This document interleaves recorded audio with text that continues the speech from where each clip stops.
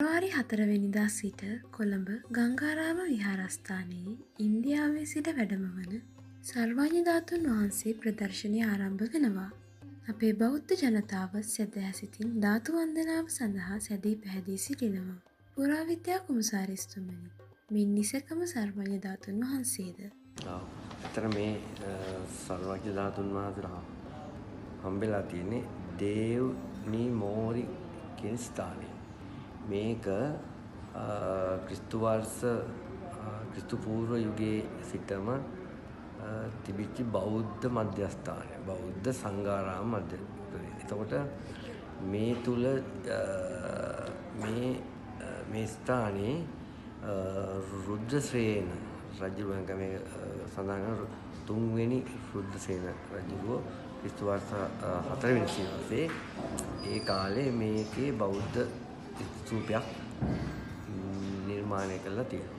ඒ වගේම මේක ථේරවාද බුදුදහමට අයිති සංඝාරාමයක්.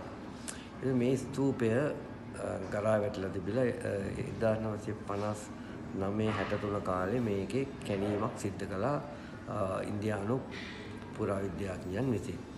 ඒතකොට මේ ස්තූපේ ධාතු ගර්භයේ තිබිලා හමුණා සිස් ගලින්, කොළ පැහැති සිස් ගලින් නිර්මිත ධාතු කරඬුවක්. ඒ ධාතු කරඬුවේ ඇතුලේ තියෙනවා ධාතුන් වහන්සේලා. ඒවා ශරීර ධාතු, බුදුරජාණන් වහන්සේගේ ශරීර ධාතු. ඒතකොට මේ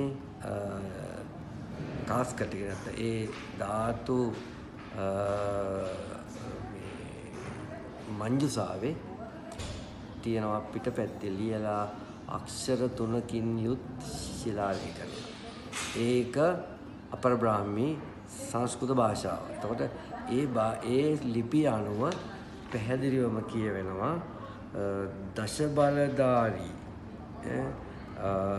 බුදුන් වහන්සේගේ ශාරීරික ධාතු මෙහි තැන්පත් කරු බව. එතකොට මේක කෙලින්ම කියන ඒ ලිපියේ දශබලධාරී කියලා. එතකොට දශබලධාරී කියන්නේ බුදුරජාණන් වහන්සේට භාග්‍යවතුන් වහන්සේ කියලා තියෙනවා. දශබලයෙන් යුත් භාග්‍යවතුන් වහන්සේගේ ශාරීරික ධාතු තැන්පත් කරන ලද මහා ස්තූපය කියලා තමයි තියෙන්නේ. ඒකට මේක අපිට පේනවා ශිලාලේඛනෙන් මේක මහා ස්තූපය කියන්නේ මහා විහාර සම්ප්‍රදායට, ථේරවාද සම්ප්‍රදායට අයිති බෞද්ධ විහාරයක් බවත්, එතකොට ඒකේ බුදුන් වහන්සේගේ ශාරීරික ධාතු තැන්පත් කරලා තිබිච්ච බවත්, එතකොට බටහිර ශාස්ත්‍රප රජවරුන් බෞද්ධ ආගමට විශාල වශයෙන් සේවය කළ බවත් මේ ලිපියෙන් පැහැදිලි වෙනවා.